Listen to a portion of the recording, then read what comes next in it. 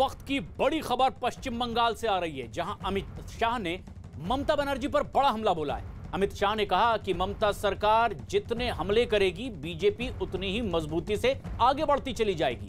अमित शाह की मौजूदगी में टीएमसी छोड़कर शुभेंदु अधिकारी भी बीजेपी में शामिल हो गए और उनके साथ टीएमसी के 9 विधायक भी बीजेपी में शामिल हुए हैं। रैली में कुल 11 विधायक और कई दूसरे नेता भी बीजेपी का दामन थामते नजर आए, जिसमें कांग्रेस और कम्युनिस्ट पार्टी के नेता भी शामिल हैं।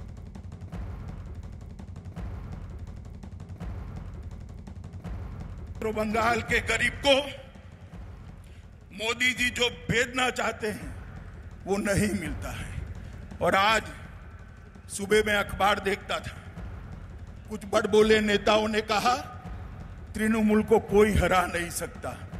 मैं उनको याद कराना चाहता हूं कि संसद के चुनाव के अंदर आप कहते थे बीजेपी का खाता नहीं खुलेगा। हमारे दिलीप घोष की अध्यक्षता में मोदी जी के नेतृत्व में 18 से ज्यादा सीटें बंगाल की जनता ने दी। और दीदी कान खोल कर सुन लो, आज लाखों लोगों की हाजिरी में कहने आया हूं मैं, जब विधानसभा के चुनाव का परिणाम आए, परिणाम देख लेना, इस बार 200 सीटों से ज्यादा सीटों के साथ भारतीय जनता पार्टी की सरकार बनने जा रही है। भाई शुभेंदु अन्याय के खिलाफ, बंगाल की जनता के शोषण के खिलाफ आपका साथ छोड़कर मोदी जी के साथ आ रहे हैं। आपको दल बदल लग रहा है दीदी, मगर दीदी ये तो शुरुआत है। चुनाव आते आते आप अकेली रह जाएगी। चुनाव आते आते जिस प्रकार की सुनामी को मैं बंगाल में देख रहा हूं, मित्रों, इसकी कल्पना शायद ममता दीदी ने नहीं करी होगी। इसका कारण है इतने सारे लोग क्यों पार्टी छोड़कर भारतीय जनता पार्टी में आते हैं, क्योंकि मित्रों, एक आदमी जब दल बदलता है तो काफी सोच विचार कर बदलता है। क्योंकि ये जो लोग आ रहे हैं वो मां माटी मानुष के नारे के साथ निकले थे। नारा किसी भी पार्टी का हो बुरा नहीं होता, मगर आपने क्या करा, मां माटी मानुष के नारे को तोलबाजी, तुष्टीकरण और भतीजावाद में परिवर्तित कर दिया। ये 10 करोड़ बंगाली लोगों का भविष्य आपको नहीं दिखाई पड़ता है। ये करोड़ों युवाओं का भविष्य आपको नहीं दिखाई पड़ता है। आपकी नजर में अपना भतीजा है, कब इसको मुख्यमंत्री बना दे, कब इसको मुख्यमंत्री बना दे। बंगाल के मिदनापुर में जिस मंच से अमित शाह ममता बनर्जी पर हमला कर रहे थे, इसी मंच में शुभेंदु अधिकारी बीजेपी के साथ आ गए। वरिष्ठ पत्रकार शेष नारायण सिंह जी हमारे साथ बने हुए हैं। शेष जी, अगर शतरंज की यह सियासी बिसात बंगाल में बिछी है, तो क्या यह माना जाए कि सबसे बड़ा सिपह सालार, सबसे बड़े वजीर का नुकसान ममता बनर्जी को हो चुका है, जो अब बीजेपी के पाले में है? हाँ, बिल्कुल 100% आपकी बात सही है। इस शतरंज में वजीर ही मारा गया उनका, और वजीर मारा नहीं गया, वो दूसरी तरफ आके खड़ा हो गया। बिल्कुल। और इसको मैं स्प्लिट मान रहा हूँ, क्योंकि पूरा का पूरा जो वो इलाका है साउथ बंगाल के दक्षिणी हिस्से का, उसमें जो मिदनापुर डिवीजन जिसको कहा जाता था, जिसमें 4-5 जिले आते हैं ये वो, और बाकी इलाकों में भी, हल्दिया का भी अभी आपने देखा उनकी एक एमपी आ गई, एमएलए आ गई, सीपीएम की एमएलए। तो ये निश्चित रूप से इस वक्त वहाँ मुकामी नेता जो होते हैं वो, उनको अंदाज रहता है कि हवा किस तरफ बह रही है जी, और वो सब उधर जाते जा रहे हैं। मुझे लगता है ममता बनर्जी ने बहुत बड़ा ब्लंडर किया है, क्योंकि वो तृणमूल, याद रखो, ग्रास रूट्स के वर्कर्स को लेकर उन्होंने अपनी पार्टी बनाई थी। कांग्रेस में उपेक्षित थी तो उन्होंने तृणमूल, ग्रास रूट के लोगों को लेकर बनाया, और ग्रास रूट के लोगों को बड़ा होने के न देने का अवसर देने के लिए। और दूसरा, आपने उसकी शुभेंदु अधिकारी के भाषण में एक बात सुनी कि आपने हेलीकॉप्टर कर दिया, बाहर से लाके प्रशांत जो आए हैं, जो चुनाव प्रबंधक, उनसे भी नाराजगी है इन लोगों, प्रशांत किशोर से। बिल्कुल। तो कुल मिला के ममता बनर्जी ने अपने पिछले 2-3 साल में अभिषेक बनर्जी को प्रमोट करने के चक्कर में अपना बड़ा नुकसान कर लिया है, और आज उसका ये बड़ा नमूना देखने को मिला। और ये अपनों की नाराजगी ही ममता बनर्जी को भारी पड़ती जा रही है कि जमीन से जुड़े नेता उनका साथ छोड़ रहे हैं और अब बीजेपी का दामन थाम रहे हैं। लेकिन जमीनी रिपोर्टिंग करते हुए हमारे सहयोगी अरुण सिंह इस वक्त मिदनापुर में मौजूद हैं। अरुण, जो बात बीजेपी की ओर से कही जा रही है कि भतीजावाद एक बड़ी वजह है ममता बनर्जी के साथियों का साथ छोड़ने की वजह से, क्या जनता भी ऐसा ही मानती है और भतीजावाद एक बड़ा मुद्दा बीजेपी के हाथ लगा है बंगाल में?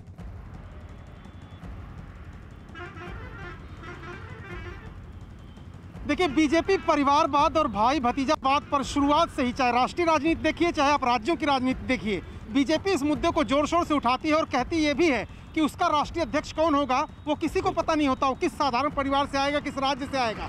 बाकी पार्टियों में ये पहले से ही तय होता है कि इस अध्यक्ष के बाद अब फला अध्यक्ष बनेगा। उत्तर प्रदेश की क्षेत्रीय पार्टियों की बात करिए, पश्चिम बंगाल की क्षेत्रीय पार्टियों की बात करिए, या फिर अन्य राज्यों की क्षेत्रीय पार्टियों की बात करिए, तो बीजेपी फ्रंट फुट पर इस मुद्दे पर जरूर खेलती है, वंशवाद और परिवारवाद पर। जहां तक आज की घटना की बात है प्रशांत, जैसा कि मैं आपसे कह रहा था कि अमित शाह का आज का ये जो दौरा है एक तरह से तृणमूल कांग्रेस पर पॉलिटिकल सर्जिकल स्ट्राइक की तरह है।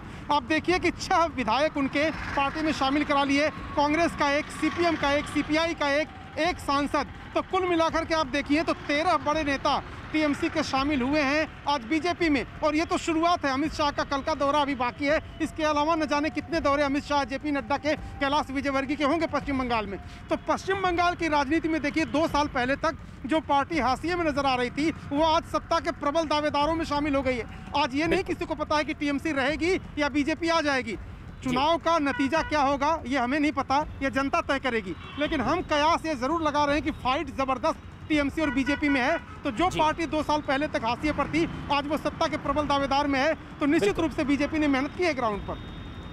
तो इस दावे के बीच किस तरह की तस्वीरें अब जनता के सामने आ रही है बंगाल से, ये भी अपने दर्शकों को दिखाते हैं। अमित शाह का ये 2 दिन का दौरा पश्चिम बंगाल का, लेकिन आज पहले दिन के दौरे में क्या क्या हुआ।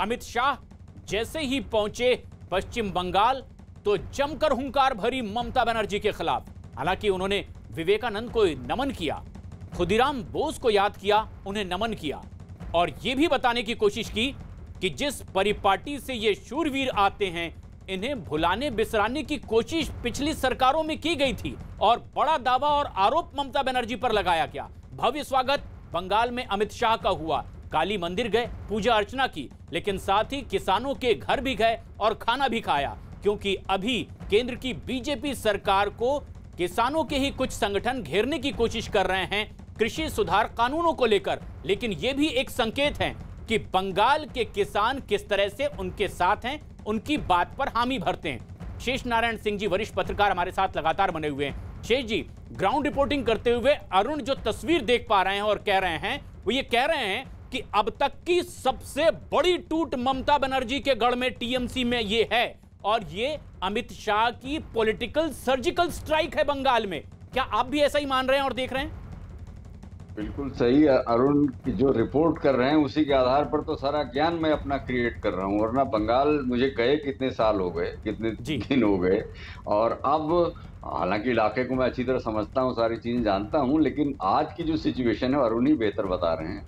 सर्जिकल स्ट्राइक है, लेकिन मुझे लग रहा है कि अभी अरुण ने एक बात और कही कि 1 दिन अभी बाकी है उनकी यात्रा का, तो कल क्या क्या होगा इसको भी देखना पड़ेगा, क्योंकि ये तो शुभेंदु अधिकारी का डे था। आज शुभेंदु अधिकारी को उन्होंने समर्पित किया और उन्होंने दिखा भी दिया जलवा। और शुभेंदु अधिकारी जो कल तक बीजेपी के नेताओं को घेर घेर के गरिया रहे थे, आज उनके चरणों में भूलुंठित थे, देखा आपने, गौर किया? बिल्कुल। तो कल क्या क्या होगा अभी मुझे लगता है कि कल और कुछ होगा। इसलिए ये ममता बनर्जी के जो ब्लंडर्स हैं, आप एक इकबाल का एक शेर कह देता हूं, तुम्हारी तहजीब अपने खंजर से आप भी खुदकुशी करेगी, जो शाख नाजुक पे आशियाना बनेगा ना पायदार होगा। आप कभी कभी नाजुक शाख पर नहीं जाना चाहिए। ममता बनर्जी ने ग्रास रूट्स की पार्टी बनाई और भतीजेवाद में लपेट में आ गई और बीजेपी ने वहीं पे उन पे वार कर दिया। तो आप देख रहे हैं उनकी सबसे बड़ा समर्थक नंदीग्राम का जो जिसको आप खलनायक भी कह सकते हैं, नायक भी कह सकते हैं, कम्युनिस्ट पार्टी वाले को खलनायक कहते हैं, जी। ये उसको नायक कहती थी, उसके बल पे 2011 का चुनाव जीती थी, ये जान लीजिए। यानी उसी हथियार से अब उस मैदान में बीजेपी उतर रही है, मिदनापुर की उसी जमीन पर जहां एक बड़ा किसान आंदोलन हुआ था और वहीं से ममता बनर्जी के शासन की शुरुआत होती जनता ने देखी थी। और यहीं इसी सरजमीन पर अरुण सिंह हमारे सहयोगी मौजूद हैं। अरुण, शेष जी जिस तरह से इशारा कर रहे हैं कि ये तो पहला दिन है, कल का दिन अभी अमित शाह के लिए बाकी है, किस तरह के संकेत आपको मिल रहे हैं, किस तरह की योजना आप टटोल पाए हैं? देखिए शेष जी एकदम सही कह रहे हैं कि ये तो शुरुआत है, अभी इसका अंत नहीं हुआ, ये आगाज है। अंजाम तक जब पहुंचेगी बीजेपी की रणनीति, तो जैसा कि अमित शाह कह रहे थे, हालांकि वो एक राजनीतिक बयान था कि सिर्फ अकेली ममता बच जाएंगी पार्टी में, ऐसा तो नहीं होगा, उनके साथ लोग रहेंगे। लेकिन उनके कहने का ये मतलब था कि ज़्यादातर नेता उनके संपर्क में हैं और उनको तोड़ने की रणनीति पर काम कर रहे हैं। आप देखिए कि 2 मंत्री अभी और हैं जो एकदम फेंस सीटर हैं, एकदम वो लाइन पर बैठे हुए हैं और बीजेपी से अच्छी डील मिलते ही वो उनकी तरफ रुख कर सकते हैं। कल के दौरे की अगर मैं बात करूं तो कल का दौरा बोलपुर विश्व भारती जो विश्वविद्यालय है वहां पर है और वहां पर एक रोड शो है। रोड शो के बाद एक प्रेस कॉन्फ्रेंस है और वहीं से वो दिल्ली की तरफ प्रस्थान कर जाएंगे गृह मंत्री। तो कल किसी ज्वाइनिंग की संभावना उस क्षेत्र में अभी फिलहाल जब मैं आपसे बात कर रहा हूं तब नहीं है। लेकिन हाँ, और ज़रूर है कि अगले आने वाले दिनों में जब गृह मंत्री आएंगे या फिर बीजेपी के अध्यक्ष जेपी नड्डा आएंगे तो कुछ और लोग टूट करके पार्टी में शामिल हो सकते हैं बीजेपी में। और ये देखिए सिर्फ तृणमूल कांग्रेस ही नहीं टूट रही है, कांग्रेस भी आज टूटी है। ये सुदीप मुखर्जी जो बैरकपुर से विधायक बन के आते हैं, ये मिले थे मुझे उस दिन जिस दिन शुवेंदु अधिकारी ने इस्तीफा दिया था जाके विधानसभा अध्यक्ष को, और इस्तीफे की प्रति लेकर के ये बाहर आए थे। जब मैंने इनका इंटरव्यू किया और पूछा था कि आपके हाथ में शुवेंदु अधिकारी के इस्तीफे का कागज क्यों है, तब मुझे समझ में नहीं आया था। आज समझ में आ गया कि वो साथ गए थे और उनके साथ ही कांग्रेस छोड़ करके बीजेपी में शामिल हो गए आज। तो इस तरह से न जाने कितने लोग संपर्क में है, किसी और दल में है, शुवेंदु अधिकारी के संपर्क में है, बीजेपी के नेताओं के संपर्क में है। तो टूट अभी बढ़ेगी, ये सिर्फ आगाज है, अंजाम अभी बाकी है। तो टूट अभी बाकी है टीएमसी में, जबकि आज सबसे बड़ी टूट जनता के सामने आई टीएमसी की, और टूटकर ये बीजेपी के दामन में अब जुड़ते नजर आए थे। लेकिन आज जब मिदनापुर में रैली हुई, शुवेंदु अधिकारी बीजेपी में शामिल हुए, तो अमित शाह यहां सीधे हमलावर थे ममता बनर्जी पर। हमारे पार्टी के अध्यक्ष श्रीमान नड्डा जी आए थे, उनके गाड़ी के कॉनवे पर बड़े बड़े पत्थर मारकर हमला किया गया। दीदी, क्या आप समझती हो कि इससे हम डर जाएंगे क्या? हमारे 300 से ज्यादा कार्यकर्ता की जाने गई है, मगर दीदी सुन लो, जितनी हिंसा करोगी भारतीय जनता पार्टी का कार्यकर्ता इतनी जोर से आपका सामना करेगा। मित्रों, यहां पश्चिम मेदिनीपुर में हमारे बच्चू बेरा को मार दिया, जगदल से मिलान हल्दर को मार दिया, हावड़ा से किंकर माझी को मार दिया, कूच बिहार से रोहिदास विश्वास को मार दिया, आरामबाग से आमिर अली खान को मार दिया, झारग्राम से रामपदा बेरा को मार दिया, कांठी से शेख अजहर को मार दिया, बीरभूम से शंकरी बागड़ी को मार दिया, बिसरूपुर से गोपाल चंद्र पाल को मार दिया और पुरुलिया से शिशुपाल सोशीस को मार दिया। कितने लोगों को मारोगे? ये लाखों लोगों की भीड़ देख लीजिए दीदी, पूरी बंगाल आज आपके खिलाफ खड़ा हो गया है। पूरा बंगाल आपको हटाने के लिए एक साथ आ गए। मुझे बताओ भाइयों बहनों, बंगाल के अंदर परिवर्तन करना है या नहीं करना है? जोर से बोलो दीदी, तक आवाज जानी चाहिए। परिवर्तन करना है या नहीं करना है? दीदी सुन लीजिए, आवाज बंगाल की जनता की आवाज है। आपने वादा किया था बंगाल के विकास का, बंगाल का तो कोई विकास नहीं हुआ। यहां पर टोलबाजी बढ़ गई, गुंडों को शरण मिली। आपने वादा किया था भ्रष्टाचार हटाने का, मोदी जी ने अम्फान तूफान के लिए जो पैसे भेजे सारे के सारे तृणमूल के गुंडों के पॉकेट में चले गए मित्रों, पॉकेट में। मोदी जी ने कोरोना के कालखंड में गरीबों के लिए 8 महीने तक अनाज बेचा। सारा का सारा अनाज तृणमूल के गुंडे चपत कर गए, बंगाल के गरीबों को नहीं मिला। हाईकोर्ट ने ऑर्डर करना पड़ा कि इसकी सीएजी से जांच हो। ममता दीदी शर्म आनी चाहिए, आपको शर्म आनी चाहिए। गरीब के पेट का अनाज आपकी पार्टी के कार्यकर्ता लूट कर ले गए। इसलिए आपको बंगाल की जनता नहीं चाहती।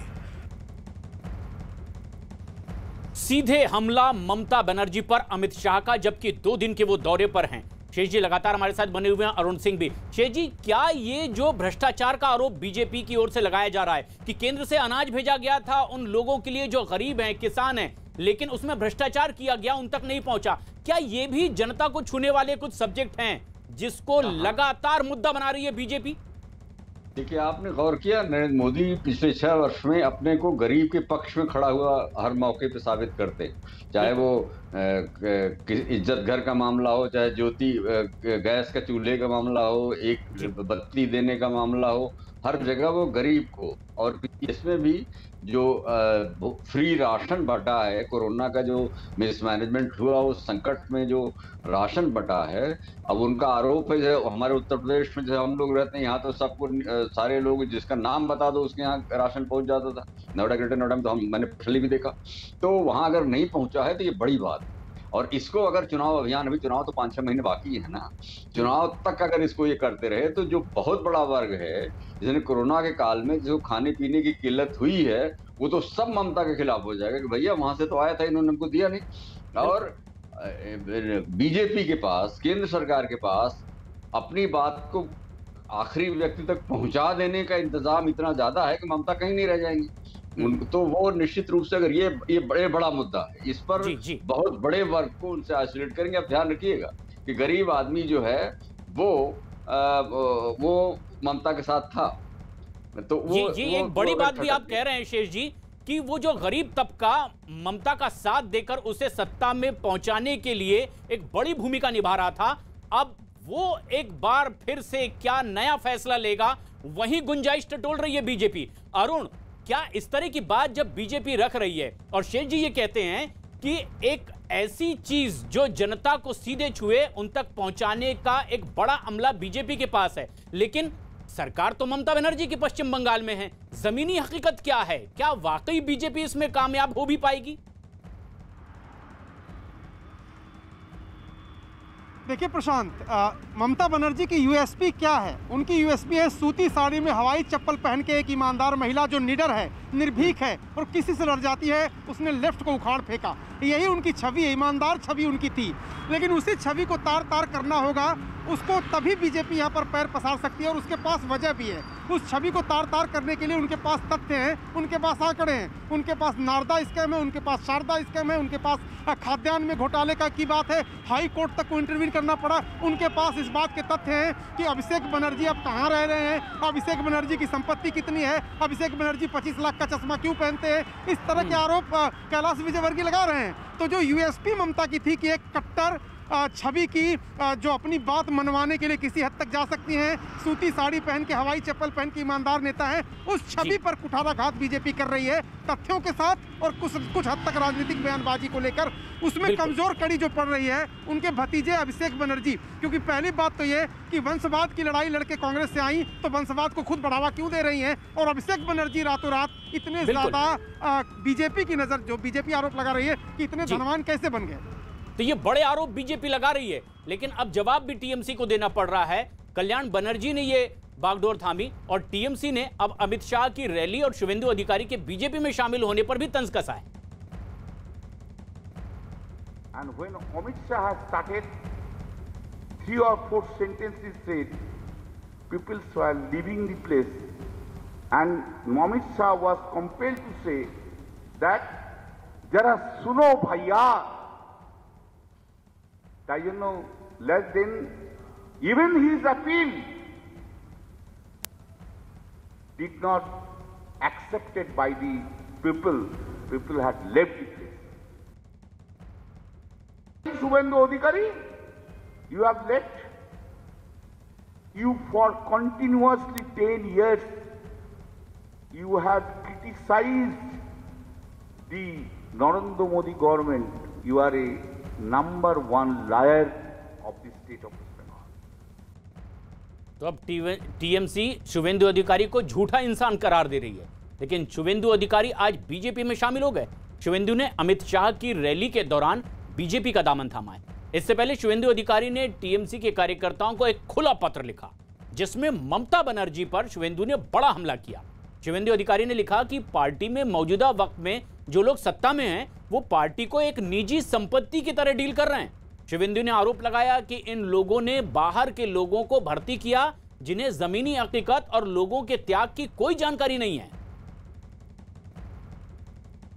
और ये तमाम आरोप लगाते हुए आज वो आखिरकार बीजेपी में शामिल हो ही गए, जबकि पिछले कई दिनों से वो नाराज भी चल रहे थे। आज उन्होंने अमित शाह की मौजूदगी में बीजेपी का झंडा थाम लिया और इससे पहले जो एक खुला पत्र अपने तमाम कार्यकर्ताओं के नाम उन्होंने लिखा, उसमें पूरी दिल की बात उन्होंने कही कि दरअसल अब ये वो टीएमसी नहीं, इस पर उन बाहर के लोगों का कब्जा है जो जमीनी हकीकत से बिल्कुल बेपरवाह हैं, जिन्हें पता ही नहीं कि बंगाल में क्या हो रहा है। और अब एक निजी संपत्ति की तरह पार्टी डील हो रही है और सरकार चल रही है। शेष नारायण सिंह जी लगातार हमारे साथ बने हुए हैं। शेष जी, शुभेंदु जो एक खुला पत्र जनता के लिए, कार्यकर्ता के लिए लिख रहे हैं कि एक निजी कंपनी संपत्ति की तरह अब वहां डीलिंग चल रही है पश्चिम बंगाल में, क्या यह महज बीजेपी में आने के बाद बदली हुई भाषा है या कुछ हकीकत भी इसकी बात में नजर आती है? शुभेंदु की बात हकीकत तो बाद में नजर आएगी, लेकिन ये है कि वो जो दक्षिण बंगाल के जिले हैं, खासतौर से मेदिनीपुर के जो 5 जिले हैं मेदिनीपुर डिवीजन के, उसमें उनका इन्फ्लुएंस है और उनका प्रभाव आज आपने पब्लिक मीटिंग में भी देखा, जितने लोगों को साथ लेके आ गए वो भी देखा, और आपने देखा अभी अरुण ने बताया कि कांग्रेसी भी उनके साथ ही लटका हुआ था। तो कुल मिला के उनका प्रभाव है, और चूंकि उनका प्रभाव है इसलिए जो बात वो कहेंगे उस पर लोग विश्वास करेंगे। अब एक बात अब समझ लो, अब अगले 6 महीने बंगाल में सच क्या है झूठ क्या है उसको भूल जाइए। परसेप्शन क्या निकलता है, क्या मैसेजिंग कैसे होती है, ये तय करने जा रहा है। और अभी आपने अरुण को सुना, उन्होंने कहा कि उनकी सबसे बड़ी ताकत यह है कि ईमानदार हैं और सिंपल हैं, सीधी सादी हैं, सरकारी घर में नहीं गई, हरीश अपने उसी पुराने पुश्तैनी घर में रह गई, दफ्तर भी वहीं बना लिया। तो वो बहुत छोटी सी जगह है कालीघाट थाने के पास। तो कुल मिला के उनकी जो उनकी असली ताकत है, 2 ताकतें थी। एक तो वो ग्रास रूट्स के वर्कर्स को साथ लेके चलती थी, 1। दूसरी ताकत ये थी कि वो ईमानदार थी और बेईमानी नहीं करती थी, और दोनों ही ग्रास रूट्स वाले को हिट कर दिया आपने, अपने भतीजे को सबसे ऊपर कर दिया, यानी बाकी लोगों के चांस चीफ मिनिस्टर बनने के खत्म कर दिया आपने। दूसरा, आपकी जो चोरी है उसका जिक्र शुरू हो गया, और जब शुभेंदु अधिकारी ही उस बात को कहने लगे, शुभेंदु अधिकारी तो करता धरता थे, वो तो वही सब तो कर रहे थे सब। अगर वो कहेंगे कि हाँ साहब हम उनके साथ थे, हमसे चोरी उन्होंने करवाया, तो जनता ज्यादा विश्वास करेगी। इसलिए अब ममता बनर्जी घिरती नजर आ रही हैं। और वैसे अमित शाह जब वार करते हैं तो लोग, हमने मुलायम सिंह यादव की पार्टी को उत्तर प्रदेश में बुरी तरह से घिरते देखा है उनके बाणों में। तो मुझे लगता है कि ये खेल चालू है, और आज का ममता बनर्जी के राजनीतिक इतिहास का, राजनीतिक जीवन का, मुझे लगता है कि जहां तक उतार की बात है, उतार की संदर्भ में सबसे बुरा दिन होगा, सबसे बुरा दिन, सबसे बड़ा सेटबैक, एक सबसे बड़ी टूट टीएमसी के भीतर, जब आज उनकी प्रमुख विरोधी पार्टी यानी कि बीजेपी ये कह रही है कि इतनी बड़ी तादाद में एक दिन के भीतर वो नेता टीएमसी छोड़कर बीजेपी का दामन थाम रहे हैं। मिंदापुर वो इलाका जहां पर शुभेंदु का बड़ा दबदबा, उस इलाके में उनकी बड़ी पैठ। हमारे सहयोगी अरुण यहां पर लगातार बने हुए हैं। अरुण, किस तरह के बदलाव की बात अब जनता महसूस करती है? आगे आने वाले चुनाव को लेकर किस तरह की सुगबुगाहट जब आपकी जनता से बात हुई, क्या वो महसूस करते नजर आए?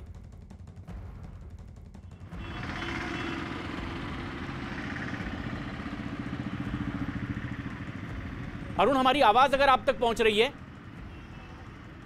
मिदनापुर की जिस धरती पर एक बड़ा वर्चस्व उनका है, क्या जनता का रिएक्शन है इस पूरे घटनाक्रम पर?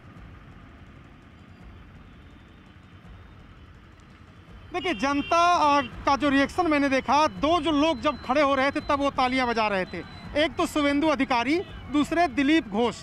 दिलीप घोष भी जब खड़े हो रहे थे तो जनता मेदिनीपुर की ताली बजा रही थी, शुवेंदु अधिकारी खड़े हो रहे थे तब। और तीसरा रिएक्शन तब आ रहा था जब कोई भी नेता प्रधानमंत्री नरेंद्र मोदी का नाम ले रहा था, तो बहुत सारे लैंग्वेज बैरियर भी है, बहुत सारे ऐसे वहाँ पर लोग आए थे रैली में जो हिंदी सिर्फ समझते हैं, बोल तो नहीं पाते। तो नरेंद्र मोदी का नाम जैसे ही आता था, चाहे वो खाद्यान्न की बात करें, चाहे अन्य मुद्दों की बात करें, तो वो लोग तालियां बजाते थे और रिएक्ट करते थे। जहाँ तक पूरे इलाके की बात है, मेदिनीपुर में मैंने कई लोगों से बात की कि शुवेंदु अधिकारी के पाला बदल लेने से क्या फर्क पड़ेगा। कई लोगों ने तर्क दिया कि शुवेंदु अधिकारी ने पाला नहीं बदला है, टीएमसी में उनकी इज्जत नहीं हो रही थी, उनको जो सम्मान चाहिए वो नहीं मिल रहा था और इसलिए वो पार्टी छोड़ करके बीजेपी में चले गए। सवाल ये था कि क्या बीजेपी में सम्मान मिलेगा। तमाम लोग इस बात को लेकर के मुतमईन थे, सहमत थे कि हाँ बीजेपी में उनको सम्मान मिलेगा क्योंकि उनके साथ हम लोग हैं। तो जो वर्कर उनके हैं वो तो ज़रूर इस बात को मानते हैं कि बीजेपी में जाने से ममता से नाराजगी जो है उसका प्रकटीकरण वो बहुत अच्छी तरीके से कर रहे थे, बखूबी कर रहे थे। और बीजेपी में उम्मीद उनको थी कि बीजेपी में उनके नेता का कुछ भला होगा। तो ये जनता का रिएक्शन तो ये था कि बीजेपी में जाकर शुवेंदु अधिकारी ने अच्छा काम किया।